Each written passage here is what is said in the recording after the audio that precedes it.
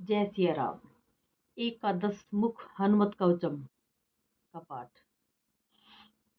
कुंभोद्भवम दया सिद्धो श्रुतम हनुमते प्रभो यंत्र मंत्रादिकम श्रम तवन मुखोदीरितम मया। अगस्त्य संहिता में कहा गया है कि लोपामुद्रा ने कहा, हे कुंभोद्भव, आप तो दया के सागर हैं। मैंने आपके श्री मुख से कहा हुआ श्री हनुमान प्रभु का यंत्र मंत्रादिक सभी कुछ सुना है।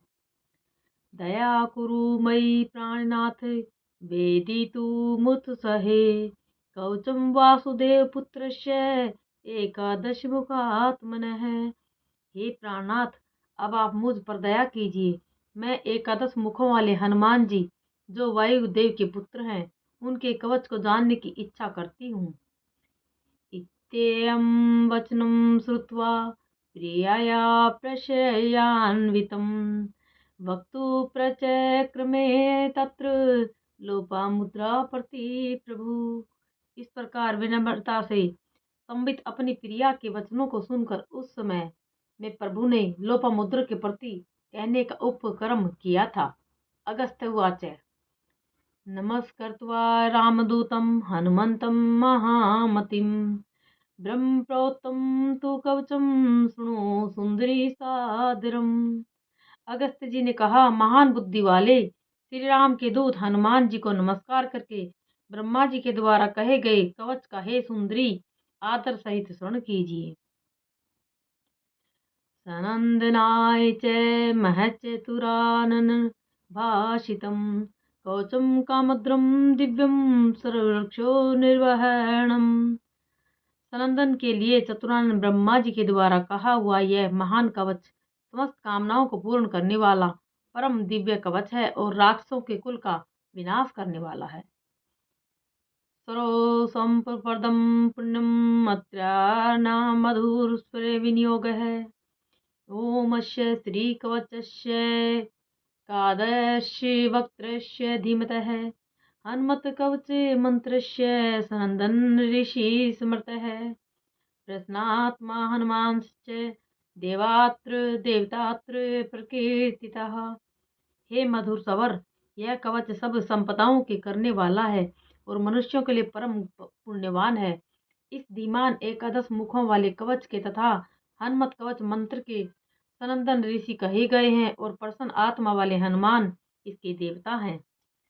छंदो अनुष्टप समाख्यातम बीजं वायु सुयस्तथा मुख्यात्र प्राण शक्ति विनियोग पर कीर्तितः।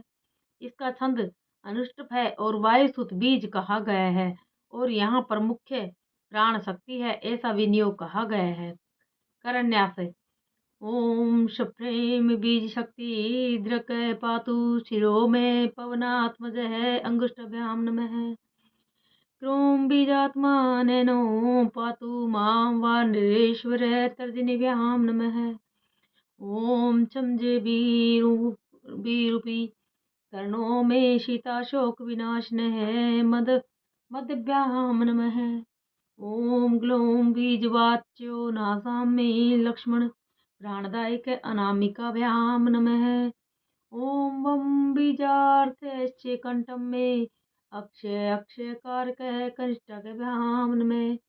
ओम राम बीजवाच्यो हृदय पातु में कपिनायक है करतल कर पृष्ठभ्याम नमः। कवच प्रारंभ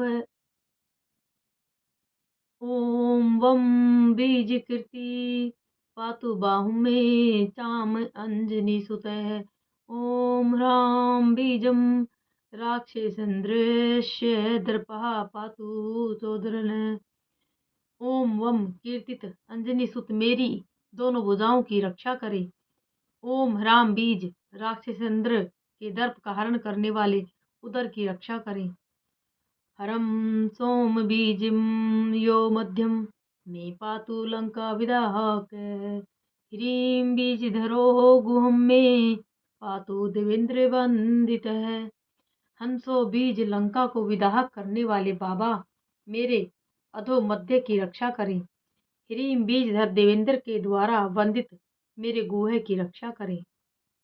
रम बीजात्मा सदा पातु चोरुमेवार्धिलङ्घनः सुग्रीव सचिव पातु जानुनि मे मनोज्वः पादुपादतले पातु द्रोणार्च्य धरो हरि। रम बीजात्मा वारिधि के लांघने वाले सदा मेरे उरुओं की रक्षा करें। सुग्रीव के सचिव पवन के समान वेग वाले मेरे दोनों जानुओं की रक्षा करें। पैरों तथा पैरों के तल की द्रोणाचार्य रक्षा करें। आपादिमस्तकं पातु रामदूतो महाबले पूर्वे वानरवक्त्रो माचागनेयां क्षत्रियांतकृतः। महान बल वाले रामदूत सिर से लेकर पैरों तक मेरी रक्षा करे। पूर्व दिशा में वानर वक्त्र मेरी रक्षा करे। आग्नेय दिशा में क्षत्रियों का अंत करने वाले रक्षा करें। दक्षिणे नारसिंहो अस्तु न कर्त्यां गणनायिकः वारुण्यां दिशि मामव्याख्यत तक खगवक्त्री हरीश्वरः। दक्षिण दिशा में नारसिंह रक्षा करें और न करते दिशा में गणों के नायक मेरी रक्षा करें। वायव्य दिशा में खगमुख मेरी रक्षा करें।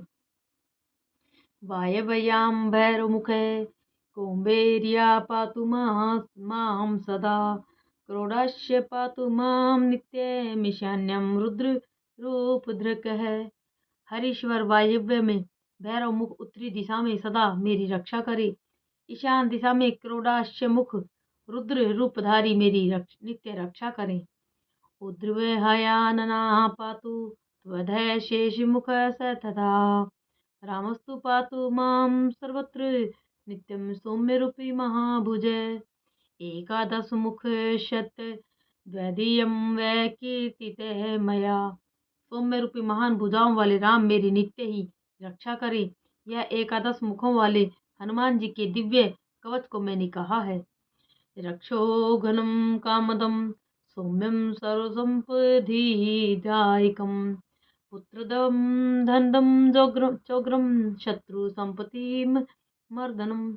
यह कवच राक्षसों का हनन करने वाला, कामनाओं को प्रदान करने वाला, परम सौम्य, सब प्रकार की संपदाओं को प्रदान करने वाला, पुत्रदायक, धन प्रदायक, उग्र और शत्रुओं की संपत्ति का मर्दन करने वाला है। स्वर्गापवर्गदम दिव्यं चिन्तितार्थप्रदं शुभम एतत् कवचं ज्ञात्वा मंत्र सिद्धिर्न जायते है। यह स्वर्ग का सुख और मोक्ष प्रदान करने वाला है। यह परम दिव्य, शुभ और चिंतित किए हुए अर्थ का देने वाला है। इस कवच के ज्ञान के बिना कभी भी मंत्र सिद्धि नहीं हुआ करती है। चत्वारिंशत्सहस्राणि पठेच्छुधात्मना नरः एकवारं पठे नित्यं कवचं सिद्धिदे पुमान्। मनुष्य को शुद्ध व पवित्र मन से 40,000 बार इसका पाठ करना चाहिए। प्रतिदिन एक बार इस कवच का पाठ करने से यह महान सिद्धि देने वाला होता है।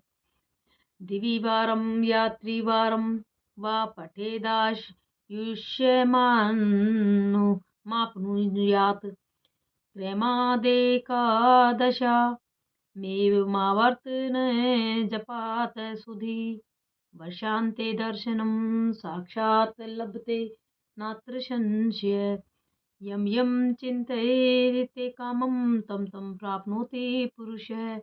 2 या 3 बार इसका पाठ करने से आयुष्य की प्राप्ति होती है। कर्म में इस प्रकार से सुखी इसका 11 बार पाठ करे तो 1 वर्ष के अंत में श्री हनुमान जी के साक्षात दर्शन प्राप्त होते हैं। इसमें जरा भी संदेह नहीं है। जो व्यक्ति जिस जिस इच्छा को किया करता है वह उसी को प्राप्त करता है।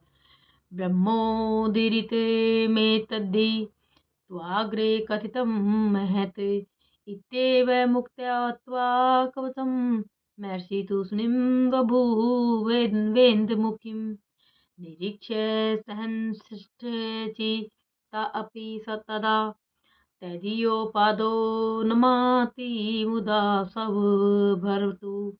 ब्रह्मा जी ने इसको कहा था, वही मैंने तुम्हारे सामने कह दिया है। महर्षि इस प्रकार से कहकर उस इंद्रमुखी को देखकर मौन हो गए।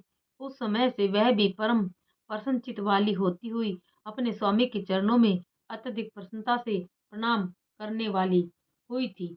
इति श्री अगस्त्य संहिताया एकादशी मुख हनुमत कवचम भाषा टीका सहित संपूर्णम। जय सिया राम।